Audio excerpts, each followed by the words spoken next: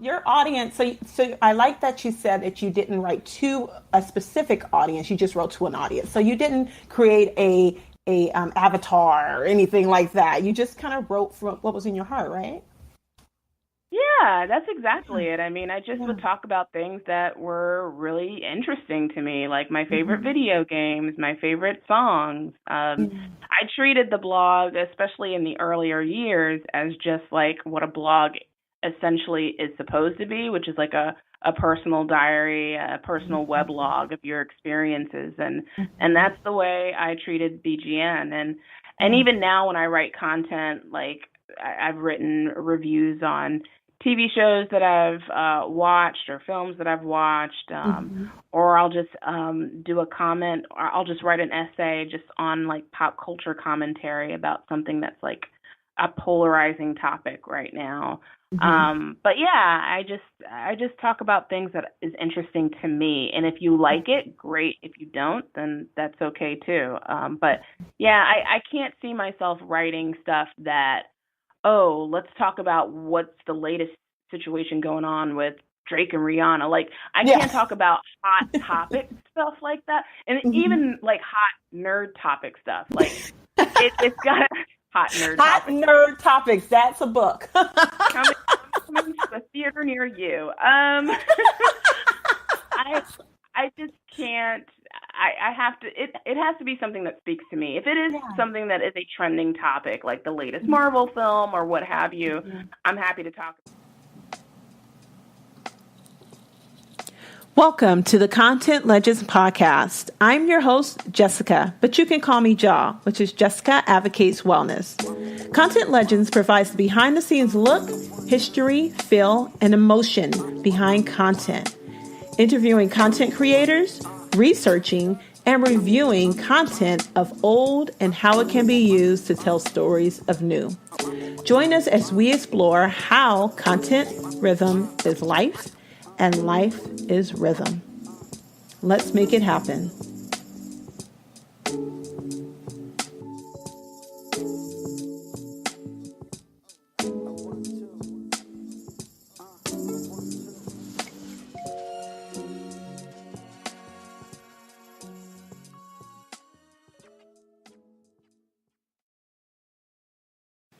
Hey, this is Jessica. And as you can hear, I am combating and fighting with all of my superpowers a cold.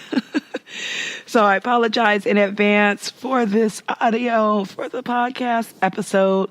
But the show must go on. I'm a working mom, got to make it happen, right? So with that being said, I'm going to make this intro as short as possible. This, piece of commentary that I have as short as possible so we can jump right into the interview. So today's what can happen in digital media. So in digital media right now, what's going on is Dedden Howard. She is a model that is currently just tearing up the digital streets, right? She's just making it happen in the digital streets by creating her own modeling campaign that combats the same images of Caucasian females. So she is an Black female who was trying to work in the modeling space and was trying to be a model and was having a hard time getting cast. She was having a hard time booking modeling gigs and having a hard time with agencies not wanting to select her and not wanting to book her for modeling gigs. So what she did was she put together a digital campaign where she would model and pose in the same way that major campaigns modeled and posed. And I got to tell you, she is out there and she is killing the game. She is making it happen. I am loving it. So I just wanted to give her kudos. So she is our legendary content maker for the What Can Happen When You Use Digital Media segment of this podcast. If you are out there, Miss Howard, girl, you go, girl. You are out there working it. Thank you so much for doing what it is that you do and putting a positive image of Black women out there in the media, letting them know that we can model, shoot, if not 10 times better, at the same rate as other women out there. So thank you so much for doing that. And keep on doing what you're doing, girl. You know, what she's done is she's created her own. So I want to go ahead and empower you all to get out there. And if someone won't hire you, create your own. Make your own model shoot, create your own campaign, and we just watch as people start to flock to you and watch as doors open. There's an amazing thing that happens when you start to take your own content and you create something magical with it, right? Now, that's what we call Black Girl Magic, right? So anyhow, moving on from that. Now, what's tickling me, right? So right now, as you can hear, I have a cold, so definitely my throat is tickled. So what's tickling me, Cupcake, or what's tickling you, Cupcake, this particular segment? What's tickling me in social media right now is I am just loving, number one, the empowerment that's going on. There are hashtags flying like crazy that are all about empowerment and love. And it's combating some of the negative things that are happening in our traditional media outlets with the highlights of presidency and the highlights of, a lot of the negative stuff that's going on. But anywho, I think our digital streets are combating that, and we are coming back with a force. And we are saying, you know what? No way. We are going to unify, and we are going to show images of empowerment. So I'm loving that. That's actually what's tickling me. It's actually tickling me in a good way. Usually when I do the what's tickling me, Cupcake, or what's tickling you, Cupcake, excuse me, it's usually something that's bothering me, but this time it's actually something good. So like I said, I was going to go ahead and keep this portion of it short. We have a great guest for you all today. We have Jamie from the Black Girl Nerds podcast, and she is going to be talking about how she began her blog, some of the things that she utilizes to create legendary content, and I think you are really, really going to enjoy it. I think you are going to love, love, love what she has to say here. So let's just go ahead and jump into the content. So without further ado, this is Jamie, Black Girl Nerds podcast, and the Black Girl Nerds blog. All right. Thank you guys so much for listening. This is Jessica, your new media producer. And today I have the wonderful, wonderful pleasure of having my special guest here. Her name is Jamie, and she is is it CEO or founder? How would you like to be addressed properly? Founder is fine. Founder, okay. Founder of Black Girl Nerds. And if you don't know all about her, go ahead and Google it. Google Black Girl Nerds, and then you'll see a whole mantra of things that'll pop up there. As far as her Twitter account, her, just blog presence, all that good stuff. So today we're going to be talking to her about podcasting, about how she built up Black Girl Nerds, and just content creation in itself. So thank you so much for being on the podcast. Thank you so much for having me. Yeah, sure. Now, tell me a little bit about why you started Black Girl Nerds.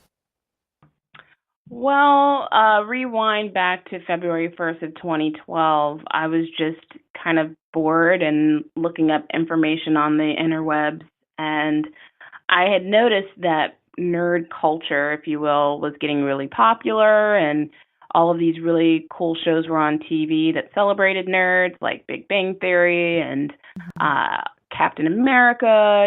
Big comic book movies were all the rage. So I have always been into those kinds of things. But I just noticed that, looking at various websites that were all about fandom and nerd culture, most of them were, mainly white, mainly male, and didn't really feature women that look like me. So I just went on Google and typed in Black Girl Nerds, hoping to find something that spoke to women like me. And believe it or not, nothing came up in Google. Black girls came up, girl nerds came up, but the term Black Girl Nerds did not. And I had already had a blogger account at that time, so I just decided to create a page with that name. And it started off about just me and my own personal musings. Really wasn't that interesting. And then it slowly evolved to a community because women stumbled onto the site and were really interested in not only the title of the site, but just the fact that I'm talking about comics, that I'm talking about gaming, talking about these really cool fandoms, sci-fi, fantasy, Star Wars, all that cool stuff, and really wanted to contribute to that. And that's what's been happening over the last 4 years now. So yeah, that's how BGN started. Wow. Okay. So you basically created something because you didn't see anything out there that matched kind of what you were looking for. So did it start off with you? So are you a video game fanatic? Is that kind of where it came from, or Well, what I'm nerd not like part a of you is a nerd? What part of it? yeah. It's interesting because it's like when I tell people that I'm into certain fandoms, they're like, "Oh, do you know about this, this, and this?" And I'm like, "Whoa, slow down." Yeah. Like I'm not a subject matter expert in any particular nerd Gotcha. fandom. I dabble into a lot of things. So I'm into comic books. I am into gaming, more or less old school stuff. Like if you read the blog posts that have been written by me about Uh-huh. gaming, it's mostly about like Nintendo, Super Gotcha. Nintendo, Sega Gen, like the old school 80s and 90s Yeah, games the because good that's when I ones, was like a gamer. Yeah, the like good old the good days. ones. Yeah, the good old days. Now like, there's drive-by shootings and Exactly. simulated rape happening. Like, it's ridiculous. What is that? Exactly. Yeah, yeah. So I can't get into that, but I would like to, I have a very I wouldn't say very, but I kind of have, no, I'll just call it what it is. I do have a bit of an addictive personality. Hmm. So if I were to get into a video game right now, then BGN would be neglected. I wouldn't be able to do anything with BGN because I'd be so focused on playing that game and Yeah. spending ridiculous amounts of hours playing it. I Yeah. think the last game that I was like really just like doing all of the world building and spending Mhm. a ridiculous amount of time was the Sims games. Yeah. Um, Hmm. so Yeah. I can't do that because I will literally stay in my house for like 10 to 12 hours at a time and Oh just my be goodness. on the internet. Yeah, so I can't do that anymore. But yeah, I talk about more than just that. I love books. I talk about sci-fi fantasy stuff. I'm a big Star Wars fan. So just all kinds of things. And then not all just nerd centric content. I Mhm. also have written about relationships and, Mm. dealing with mental illness and all of these Nice. things that affect us as women and women of color. So the site is very rich in all different kinds of topics, and I think that if you are someone who's stumbling on the site for the first time, there's going to be something there that you'll find that you can identify with. Wow. Well, I love it. And I'm glad that you mentioned the mental illness portion of it because this podcast is very, very rich in that we want to kind of expose some of the myths around mental illness. And I really advocate for, mental health, primarily maternal, but definitely, the whole of mindfulness, right? The whole mind, the whole, just the whole issues that kind of African Americans kind of combat when we Mm-hmm. talk about this issue because it's such a big thing in our community to go, oh, I don't have that. I'm not, don't put me in that category type of thing where it's like, well, Right. these things happen and you need to seek help. You need to find a support group or you need to find someone to speak to, so on and so forth. And it isn't something you should be ashamed of. So I'm glad that you brought that up. So moving on from that, I want to know from you, can you explain some of the history behind how you became a legendary content creator? Like, what is some of the history of that? Well, I started blogging, I want to say like 2007, 2008, around that time. Hmm. And it started because I went to film school and I've always been a huge movie geek. I've always been a bit of a cinephile. And I had worked at this job where there wasn't really a whole lot to do. So a friend of mine and myself, we decided to create this independent film blog called NY Indie Scene. Scene Hmm. spelled Seen. Okay. um, and we did like movie reviews, and I decided to develop it even more as he sort of went off and started doing his own thing. I took more ownership over the site, and I would apply to go to film festivals like Tribeca Film Festival. This is when I was living in New York City. Tribeca Film Festival, Gotham Film Festival, the Hamptons Film Festival, all of these really cool events in the city that celebrated film. And that's where a lot of my blogging experience comes from. That's where a lot of my writing comes from. I was influenced by I'm ashamed to say, but by the gossip blogs at that time, because we were just really bored at Yeah. work, and we would just go on Delisted as one of them, Mhm. Media Takeout, Perez Yeah. Hilton. Uh-huh. Uh, so yeah, we would Yeah. just go through these sites and then read them, and then I just really liked the snarky humor that a lot of these blogs had. So we kind of uh, integrated that into NY indie scene, and that's kind of where I got my blogging experience from. I didn't know anything about it. I went Mhm. on Google, tried to figure it out on my own. Nobody helped me set it up. I just sort of learned by the internet, frankly, and that's where most of that has been built from. And I was doing independent film blogs probably for about like a good 3 years, because after I had left New York City, I moved to actually moved back home to Virginia, which is where I'm from, and I Mhm. created VA indie scene. And then I moved out to North Carolina in Wilmington, and Wilmington has a huge film presence there. So like Iron Man 3 was shot there, and Sleepy Hollow was shot there. Wow. So they do a lot of production, and I created NC Indie Scene. And with that blog, I was able to actually interview at the time, which now I can't touch it with a 10-foot pole, but at the time I was able to interview Ava DuVernay when Uh-huh. she came to the Black Film. Oh gosh, what's it called? The North Carolina Black Film Festival in Wilmington. She Wow. came Wow. to present her film Middle of Nowhere, and I had a chance to interview her there. And then I also interviewed Issa Rae before she got really Wow. big. Yeah, yeah. So like right, before these women got Yeah. super famous, I was able to, Wait, do you still have that latch footage? on to Because now's them. the time to pull it out. I wish I kept, because I actually called Issa Rae her phone number. I don't have her phone number anymore. I don't know what happened to it, but I wish I had Oh, hung on to that. yeah. She's probably changed it by now, I'm sure. But Yeah. yeah, we did a phone interview, and I Uh, had talked to her and Ava. I met her in person at the Black wow. Film Festival in North Carolina, and that was great That's to hang out awesome. with her. Yeah. Yeah, so that yeah, most of my indie movie knowledge and just Mhm. all of the things that I've been super interested in that industry was developed through blogging, and Wow. that's how I kind of got my start. Yeah, that's a really great lesson, right? Is to treat everyone with respect and, just with the utmost of value because you never know, right? You just never You know never where they'll you go. never know. Yeah, exactly, Yeah, exactly. it's so funny. I was just at a conference. I was at the Blavity conference this past weekend here in the Bay Area, Oh in yeah, San Afrotech, Francisco. right? Yeah, yeah, Afrotech. Yeah, yeah. So I volunteered there and we were hanging out and I'm the person that's checking in the speakers. So this one guy walks up and he goes, "Hey, I'm here to speak."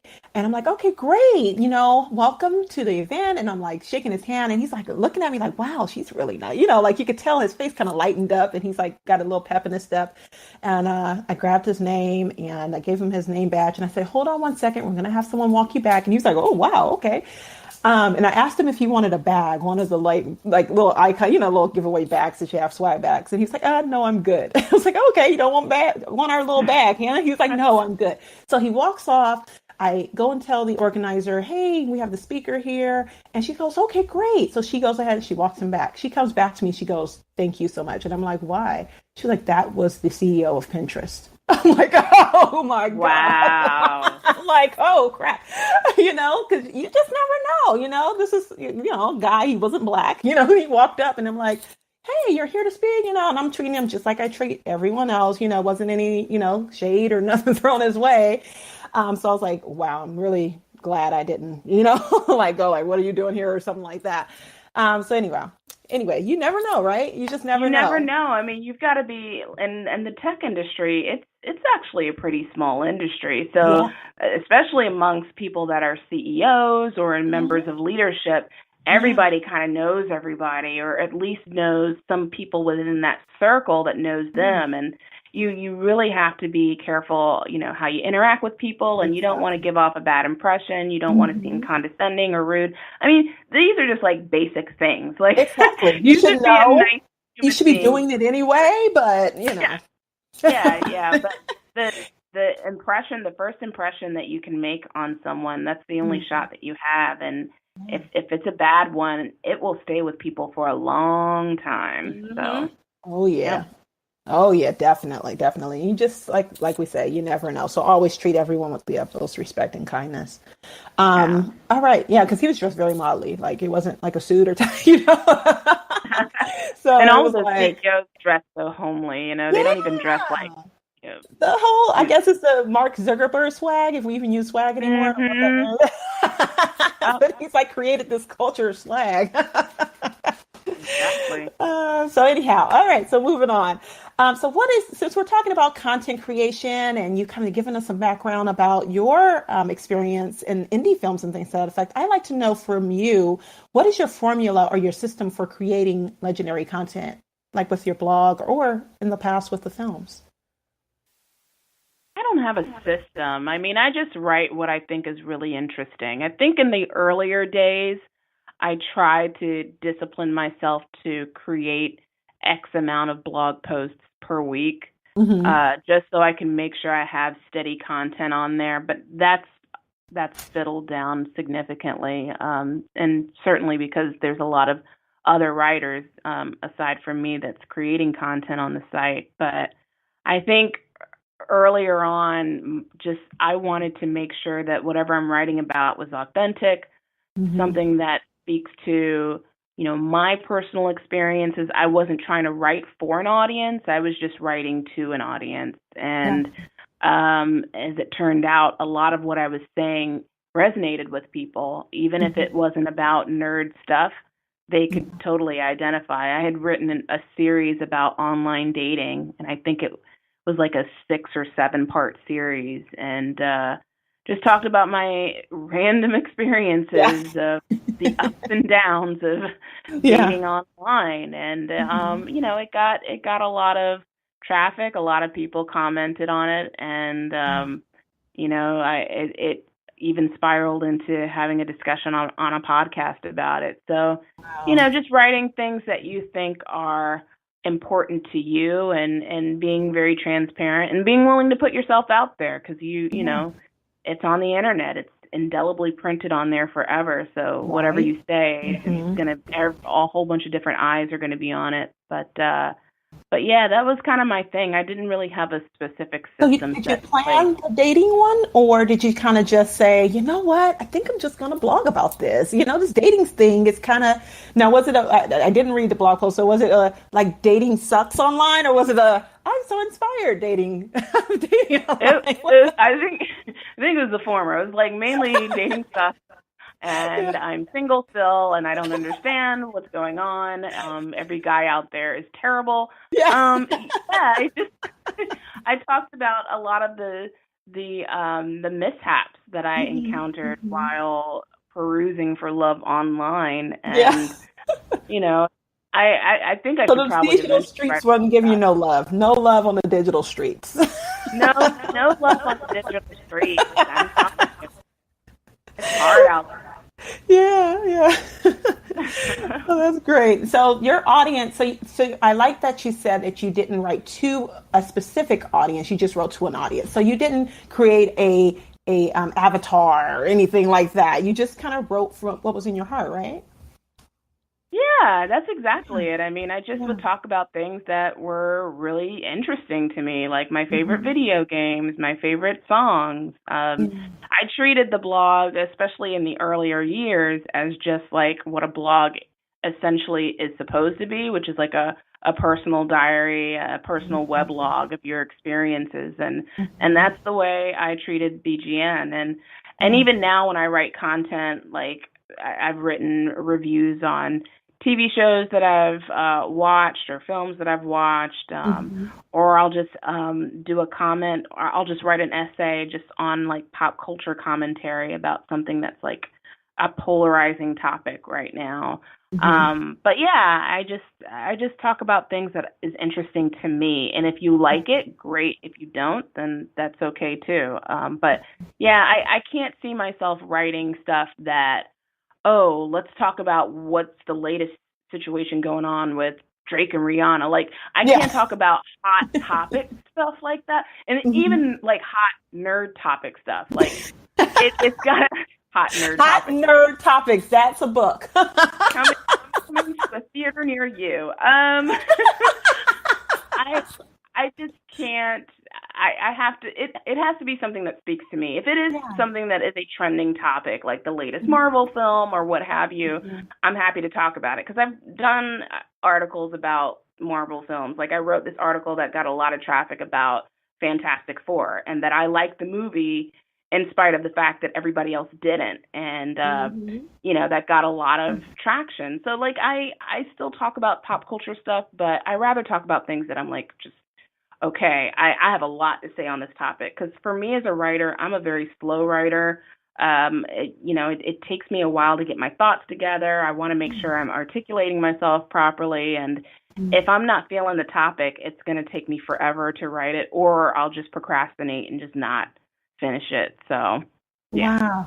I love that you're saying all of this because I think as content creators, right, we kind of go into this thing of we listen to everybody else. Let's just be real. We listen to all of these people that are quote unquote experts in their field, like talk about one thing, only be focused on this one thing, and only always have your avatar, and it's like, oh Mm-hmm. crap. Sometimes I want to talk about a bunch of other stuff. I want to talk about Exactly. whatever I'm feeling in the moment. And like you said, a blog is supposed to be your thoughts, your feelings, just whatever's crossing your mind in the moment, but it's all you, it's coming from you. Right.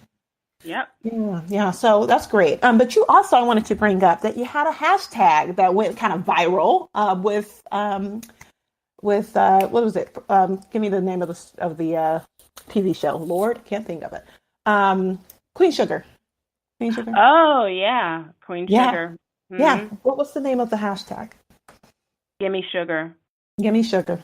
Yes. And so, how did you, number one, let's go back to Twitter really quick here.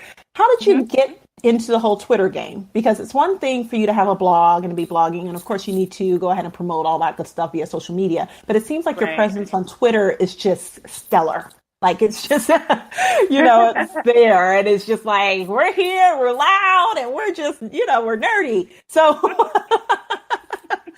how did you get that built up, and like what drew you to Twitter versus the other platforms? Oh, that's a great question. So I started with Twitter about a couple of months after I had launched the blog. So this was back in early 2012. And I had opened up a Twitter account a couple of years prior, but I had never used the account. It was just like a static page. So when I decided to open up the Black Girl Nerds Twitter account, I really had no experience tweeting. Mm-hmm. I didn't know what a hashtag was. I didn't understand how this whole thing works. It was very daunting, very confusing to me. Yeah. And I just sort of kind of observed the way the culture was around Twitter. When people are either doing chats online and they're using hashtags to be able to follow each other using these chats. And Mm-hmm. when people are watching a TV show and they're actually commenting on the show as it's being broadcast live. And I'm like, this is very interesting. So I was sort of like quietly observing and then decided to go ahead and do those same kind of things. And as it turned out, I really, really liked it. And I Mm-hmm. found that I was getting really good at it because Yeah. I would watch Scandal was the very first show that I started live tweeting. And I just really enjoyed watching the show, talking about it as I'm watching it, and also seeing other people's comments and them sending me replies as they're watching it, and just having a great conversation while we're collectively enjoying this program. And I think what made Scandal so phenomenal was the fact that they had the actual actors and the crew behind the show live tweeting with the fans. So I would be tweeting something and Tony Goldwyn would see it and he would reply or he would retweet it, or Kerry Washington would reply and we retweet. Uh-huh. So by them doing that, that gave Black Girl Nerds a lot of visibility because Yeah. those actors have a ton of Yeah. followers. Definitely. Shonda Rhimes retweeting me. Yeah. She has a lot of followers. So Yeah. that brought more people to the account. And And then I also would use hashtags to find people on Twitter and follow them. So blurred was the hashtag that I would use, and I would search every Twitter account where people called themselves blurred. Blurred is the portmanteau term for black nerd. So I Ah, would do that so that way I could find other blurreds who yeah, obviously are all about this space, and they yeah. would follow me back immediately, seeing an account called Black Girl Nerds following them, and that's how I was able to build my Twitter presence. But yeah, that's kind of what I've been doing, and I really just like the way hashtags work because it helps people find a community, and then it helps Hmm. foster the community at the same time. It's you're Yeah. able to take these hashtags and be like, oh yeah, let's go ahead and watch this show next week, and let's use our own fan hashtag, and we Hmm. can just live tweet it together like as a family. So you're not using the TV show's official hashtag that everybody's That is using, and exactly. these are folks that necessarily aren't either a part of your community, or they're not really necessarily, identifying themselves as nerds, so they may Yeah. not get certain things about Yeah. you. And by having those fan created hashtags, Hmm. it's a closer, tight knit community that feels like it's a family. And Wow. I've been doing those hashtags pretty much since, yeah, for the last 4 years. Wow. And it's a lot of fun. It's a lot of fun to make them up, and let people vote on which ones are the best ones to use. And Yeah. Queen Sugar, that was just, I mean, that was a fluke. I had no idea that by creating a fan hashtag that somehow or another the creators behind it would be using that as their official hashtag, and that you would see Wow. it on the chyron at the bottom of the screen when you watch Mhm. OWN on your television set. So that was Amazing. pretty phenomenal. Yeah. Wow. Well, I kind of understand why you're still single. This is why you're still single, because you have a job to do. You have a mission. And your job and your mission is to really get out there and create communities. I think that's it. I think at the time when we go through certain things in our life, we're like, oh my gosh, it's so daunting because I want like this particular thing, but you don't realize that if you had that thing, you probably wouldn't be doing this other thing that's so amazing, that's really Right. helping other people. So yeah, like you said, building that family is definitely important, and I'm so glad that you were able to bring that up and bring it to our listeners' attention how important it is to listen to others and to build that family, like you said, not a community, but I guess it can be a community and the same as a family, but having that family base is more of a tight knit, type Yeah. thing. So it's great. All right. So looking over, or I've noticed, I should say, looking back over my own life and then listening to or watching a biography of others, that there was always a song, a movie, a TV show, some piece of content that either changed or impacted the person I was watching or my own life, right? So for you, I want to know, what is your favorite song, film, or TV show that changed or really impacted your life? Hmm. Well, TV show would have to be Grey's Anatomy. Um, Wow. I think it just impacted me in the fact that this show was just it I don't even know how to really articulate it, but Grey's Anatomy, I only was interested in the show because of one person who I'm happy is a fan of Black Girl Nerds, and that's Shonda Rhimes. Mm, When I found out that a black woman was behind the running of this program, I immediately was like, I got to see what this show is all about. And I just really grew an obsession with it. I grew an obsession with the storylines. I identified with a lot of the characters. They were kind of an amalgam of all different aspects of my own personality. And I don't know, I really love that show. So it made me believe that I could also create content, and not necessarily be a TV writer, hmm. but just to be a writer and to create really thought provoking content the way Shonda Rhimes did with that show and the way she's done with other shows. So I don't know. I think I had more confidence that was built up in me as a result of seeing Grey's Anatomy from, the beginning up until the last few seasons. I actually don't watch the show much anymore, but yeah, that show has impacted me a great deal. And as far as like books and stuff, I don't Mhm. know. There's a lot of books that I've read over the years that have impacted me. I don't think one sticks out more than the other, but um, a lot of comic books that I've read over the years have just made me feel like it's really cool to read a story about a superhero and then feel empowered to, do something heroic in your own life, whether it's creating a web space, or or accomplishing a really cool goal, or Mhm. making sure that you exceed in school, and be able to accomplish things that either peers or people in the past have told you, no, you can't do that. So yeah, I don't know. I think just those things in comics and books in general, and that particular show has had an impact. But yeah. Yeah, so it wasn't necessarily the show itself in itself, but more of the creators of the show and knowing that behind that creation and behind that Yeah. content, that was a person. That's awesome. I love that. Okay, that's great. I love that. All right, so I want to ask you a personal question. How do you take care of your mental state? How do you take care of yourself mentally? You can either say mentally, spiritually, or physically, whichever one you would like to touch on.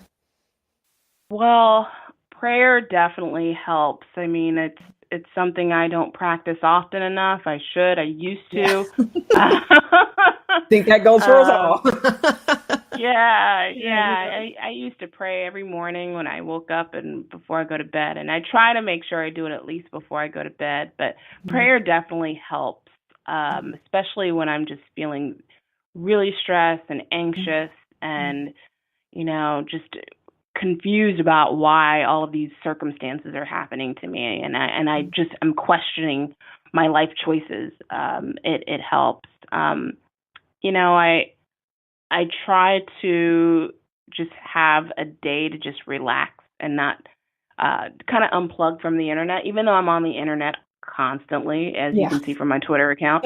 Yeah. Um, I try to take at least a few moments, especially on the weekends, to unplug and just sit back and relax and watch Netflix.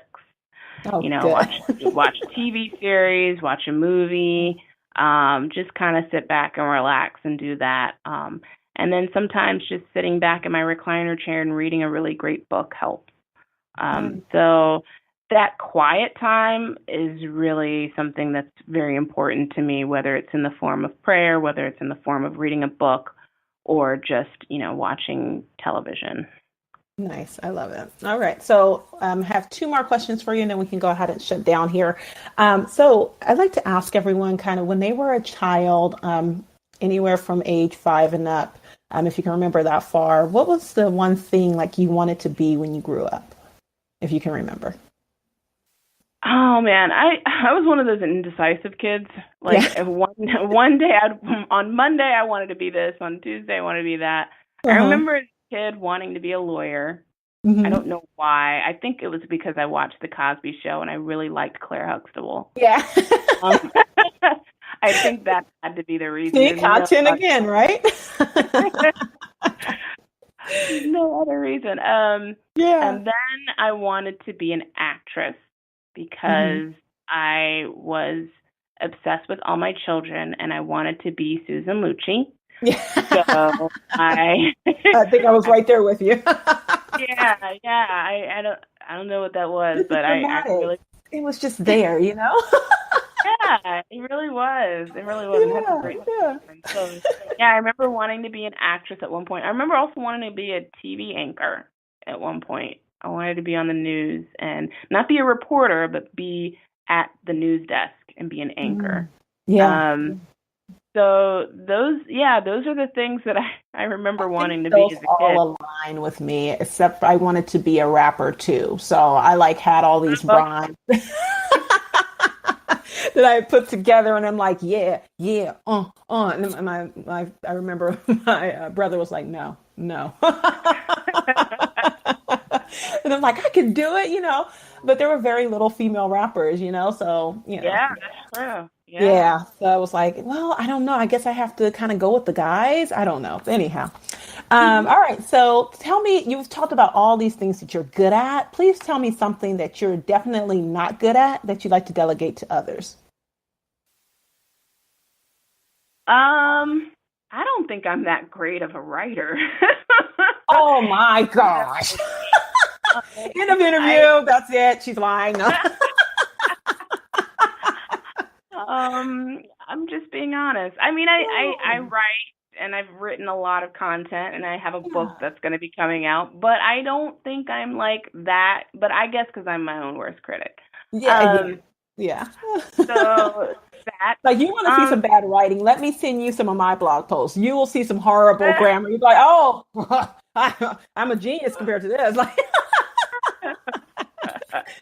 because I'm like, oughta be somewhere, gotta be somewhere, some I today. just, I think because it just takes me such a long time because I edit while I'm writing, which is the Oh, worst thing you can do. So mhm, it just takes mhm. me so long to get my thoughts together, to Yeah. try to keep track of, what my talking points are here. And I always hated writing when I was in school, even though I've written a lot of screenplays. I mean, I've done a lot of writing in my life Wow. for someone Wow. that doesn't like it, but Yeah.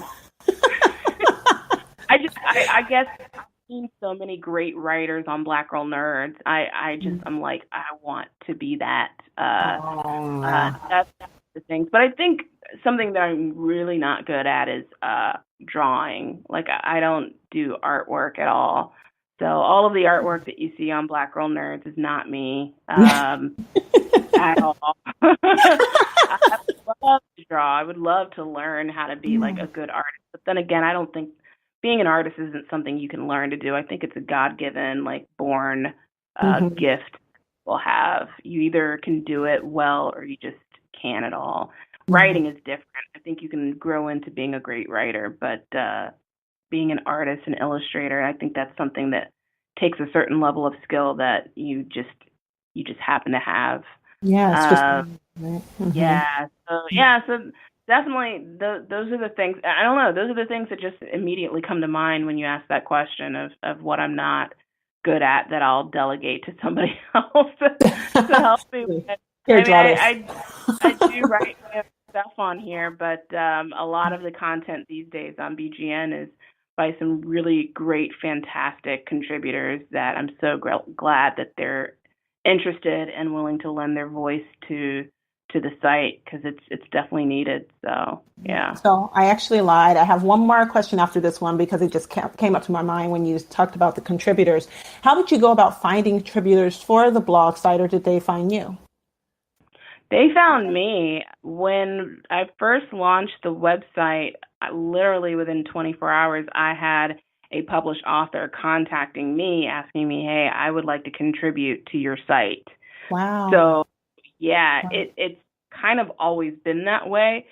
At Hmm. the beginning stages, when I was trying to find contributors, I would either tweet it out or there's a website called My Guest Post. I would, go on there and ask people to contribute. And even on the site now, there's a page where you can fill out a form if you're interested in writing for Black Girl Nerds. But believe it or not, there were a lot of people that would just email me and volunteer and say, "Hey, I really like this site. I would like to contribute all of these articles and I'd like to write content with you because I just really like your mission. I really like this space and Yeah. I have a lot to say that I've never had a space to be able to articulate it and now I Yeah. have the space." So, yeah, most of the folks definitely in the early years and even up until now approached me about it. Wow, that's amazing. Describe the typical Black girl nerd.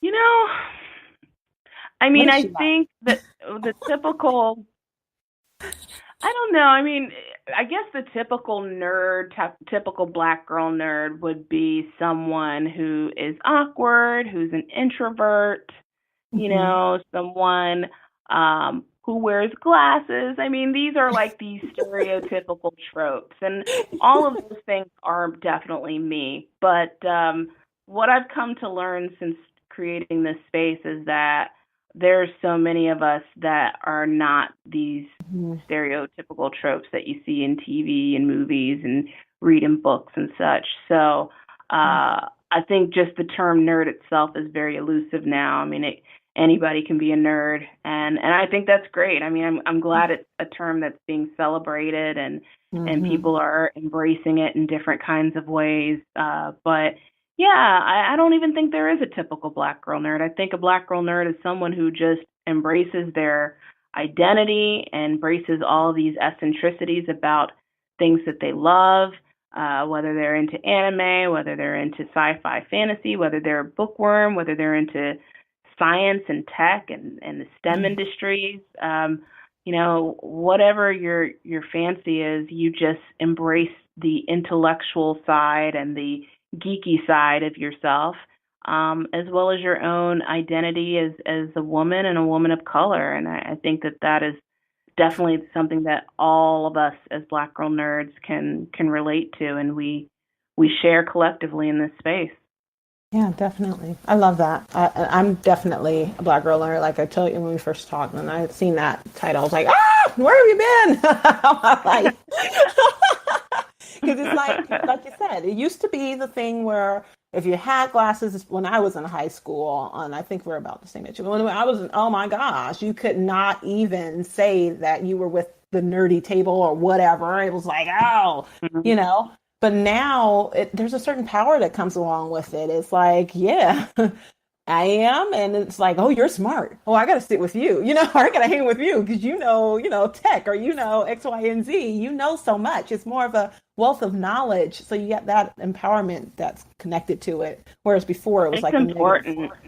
It's Yeah, important, especially in yeah, our community as Black people, yeah. because growing up, I remember embracing your intellect and embracing being intelligent was seen as something that was corny and, Oh yeah. you're not cool and we don't want to be Mhm. your friend and all of this stuff. I used And to get an F now, on purpose. Did you get an F on? I got an F on purpose, so I can be like, yeah, I got an F. Like that was. I remember skipping classes a lot to try to Yeah, be cool. yeah, Or showing up tardy in class just so, yeah. I could Yeah, be it's like you're fashionably late. bad. It's like, yeah, I'm bad.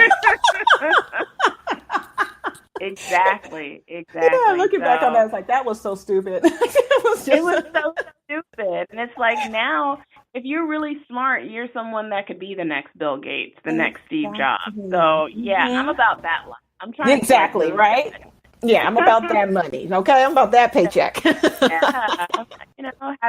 having ownership over a brand, like, Hmm. being an innovator, being an influencer, because Yeah, those guys were more than just about money. Like when you exactly. hear their name, you immediately associate them with a brand. You immediately Hmm. associate them with a specific community, Exactly. Silicon Valley, like those. That's the kind of legacy that I would like to have Hmm. towards the end of my life, is that I'll be recognized for something great and profound. And the only way to be able to do that is to read a book, Yeah, study, try to, exactly. It's to learn, ironically yeah, enough. get that education. Yeah, learn, because if you don't, then you're going to be left behind, and Oh, yeah. then you're going to be trying to copy and try to hang on to what Mhm. everybody else is doing. And as Doesn't it work. turns out, what everybody else is doing is something that's passe, and tech has Hmm. moved several, years ahead of you. So Yeah, anyway, definitely. No, no, yeah. no. That's great. That's great. And that's a great segue actually into my last question, which is, what are your thoughts about how your content is changing the world? Oh, wow. I mean, I don't even think about it like that. I mean, I guess in some respects it is making a change, and even seeing it in the form of new TV shows popping up and Hmm. films. I think it's really great that the Black Girl Nerds community is definitely having um, some sort of representation in the pop culture space. And there are people internationally that do follow us and that are fans. So by saying impact on the world, in some respects, it kind of is. But Definitely. I mean, I'm just glad that people feel like that this is a welcoming and safe space, because I don't want anybody to ever think that because it's called Black Girl Nerds that we're being exclusive or divisive or anything like that, because that's not the point of the site. The point of the site is having a space for women that have never had a voice before, and that's very important to me. So if there is any impact to be made, is just that representation of Black women as this nerdy archetype continues. So seeing great TV shows like Insecure and seeing comic book movies coming out with Black female characters is really great and inspiring to see. To see Misty Knight on Luke Cage was an amazing thing to watch. So I just want that to continue to happen, to see Black women in genre fiction shows, well, it's no longer, but like Sleepy Hollow at one point, and like Minority Report at one point, and seeing new shows like Pitch that is currently on. I just want to see us being represented more, because when you don't see yourself, then you feel like you can't achieve those kinds of things, or that particular community doesn't belong to you, whether you're an anime fan or a video gamer, that somehow because you don't see other people that look like you in that space that you don't belong there. And that's not the case at all. So if I'm having any kind of impact, I just want other Black women to be able to see themselves reflected. And that's the most important thing. That's beautiful. I love it. I love it. So, and so far, it's so important because you touched on a couple of different things there about building, and I say this to a lot of my clients as well, like building a platform where, your name, when your name is spoken, it brings empowerment. It's kind of like hearing Martin Luther King or hearing Mother Teresa, when those names are spoken, it brings empowerment. So I definitely think that your name, when it's spoken, it will bring empowerment, even if it's a brand name, it's Black Girl Nerds, which is essentially you, Jamie. So when your name is spoken, it will definitely do that. So I want to end with this quote because I think it talks a lot about what you just went into, which is so funny because I just had it pulled up and I didn't even know you were going to go into that. But I believe Ava DuVernay actually said it. Just another crazy thing. But anyway, I'll read it anyway. And I can't really quote her because I can't remember if she wrote it or not because I didn't put who wrote it here. I'm so smart, right? I put the quote down without the person wrote. But you guys can Google it. All right. So it says here, our work is a mirror of what we believe. What we see on the screen is important because the way that we go about our work is extremely important. Our representation. Not just what's on the screen, but the energy behind the screen matters. So I think that hits exactly on what you said, that we need to see a mirror of ourselves and our own self-image. And yes, it was Ava that said that, because now that actually after I read it, I remember seeing the YouTube video it was on. So, all right. Thank you so much for coming on, Jamie. I really, really appreciate it. Thank you for having me. Yeah, for sure. This was fun. This was awesome. I'm looking forward to seeing more of the Black Girl Nerds. Listening to the podcast, reading the blog, as well as watching the YouTube channel. So it's like in all three facets. And then listening to getting into the tweet chats as well, definitely. So go ahead and tell our audience where they can find more about you and Black Girl Nerds. Yeah, you can find me on Twitter, and it's at Black Girl Nerds on Twitter. My personal account is at Jamie Broadnax. I always follow back on that account. And you can read our content on blackgirlnerds.com is the website. There's a weekly podcast. We are streaming on iTunes, Stitcher, Spotify, SoundCloud, pretty much most of the major streaming sites, and it's the Black Girl Nerds Podcast is the name. You can use the hashtag on Twitter, BGM Podcast, and you can find it on Twitter if that's quicker for you. And our YouTube channel is blackgirlnerds.com/BGNTV. And please subscribe if you have not done so already.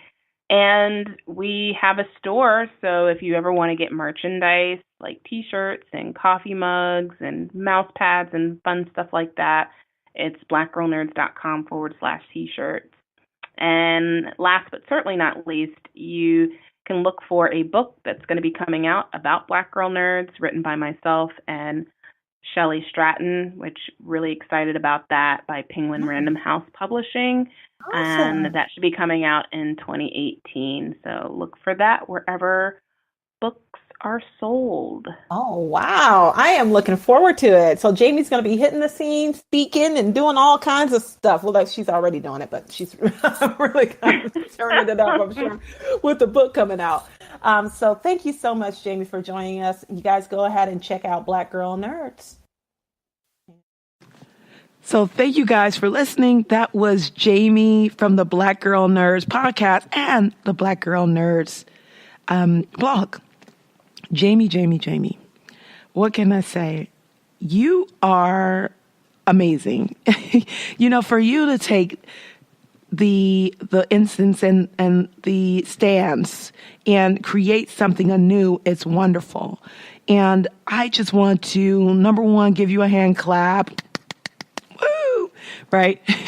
In my sick voice. And I want to just say that I am in awe of you. And that I am so grateful that I have been able to interview you. It has been a pleasure to conversate with you and to have you in my life and to be a part of the Black Girl Nerds community. I think we are some rockin' chicks, right? we are dope, right? Let's just put it that way. So Jamie and I talked a bit about, what nerd kind of means now, right? Back in the day, nerd used to mean something that was negative and, you used to try to be cool and all that stuff. But I think nerd is the new cool. I think that especially with the technology age, if you're not a nerd, it's like, what are you doing with your life, right? If you don't know, most of this stuff inside and out, like we talked about with the whole, the nerd sexiness is whatever we said in that part. I can't remember. But anyhow, you know what I'm saying. Like I said, I'm sick. I'm working through this. Help me out here. Hang in there with me. So, with that being said, Jamie, you are awesome. Keep rocking it, girl. Keep that Twitter handle flying. I mean, the girl keeps the Twitter on fleek and on fire, okay? Constantly. So thank you so much, Jamie. You are a legendary content maker, and thank you so much for being on the podcast. So a couple of takeaways I have from this podcast. Number one, we hear so much in our industry and in these digital streets, right? Oh, you need to quit your job. Oh, you need to go for your passion. Well, I think Jamie is the epitome of that. She is the person that actually says, you know what? No, I'm not going to quit my job right now until I get to a place where I'm okay with quitting my job. But I'm still going to go ahead and go for and live my passion. And I'm still going to create something that I'm passionate about, but still get my paycheck, okay? Still get paid. And I love that about Jamie. I love the fact that she is showing empowerment through, yes, I'm still employed, but I also have my passion over here and my side hustle, and I'm able to do them both. And I'm able to navigate both worlds, and I am able to get out there and do my passion without worrying about whether or not someone else likes it, because I'm still getting my paycheck, without worrying about whether or not certain people want to support it or what have you, because it's my passion. So she can really be in her passion and do what she loves and create the content that she wants to create without thinking about a lot of the other things that, that a lot of people have to think about, a lot of business owners have to think about, because we have to stay sustainable and stay afloat, where a lot of people end up losing their passion, or they end up losing out on their passion, or they have to close up shop because they don't have the funds to sustain themselves. So I think she is doing a great, great job of making sure, number one, that she's going to be able to keep the ship floating, right? She's going to be able to keep the ship going before she kind of steps out and goes, you know what have you. She's making sure that she's keeping all of her bases covered. She's making sure that that foundation is tight, right? That foundation is rock solid, hard. It's not going to break. That way she can build on that foundation, and she's still out there making it happen while working a 9-to-5. And I love and admire her for that. So I want to tell you all, if you are listening and you have a passion that you want to pursue, just do it. You know, if you are unhappy, if you don't like your job, then yes, by all means, do something that you can be happy and you feel fulfilled. I think that life is too short for you to do anything where you are not feeling fulfilled. But on the other hand, if you're able to stay working because you actually like your job, or you don't have to do anything at your job, but show up and, put your hours in, but you're still able to work on your passion while you're there, do your thing. There is no one way to work all of this, people. There is no sketch out there. There is no, as much as Jay-Z talks about the blueprint, there really is not one. There's really the blueprint only for your life, and it's drawn by you. There is no blueprint that is predetermined by someone else. It's the blueprint that you draw for yourself. So with that being said, thank you all for listening. This has been the Content Legends podcast. Go ahead, if you haven't already, subscribe to the podcast here. We are also on SoundCloud and every other podcast platform, I believe, out there. I think I haven't uploaded to all of them, or the majority of them, at least. And you can feel free to email me and let me know what you thought about this podcast. Please go ahead and tweet this out. Share with your followers. Share with your tribe, with your community, with your legendary peeps. And let's get out there and make some legendary content. This is Jessica, jawresearchinstitute.com, wishing you wellness in life and in business. Let's get out there and make something legendary, or create something legendary, so to speak. Peace. I can't even see my peace right? I'm so sick. Pray for me, y'all. Pray for me. Have a great night, y'all. Bye. Or a great day. Or a great morning.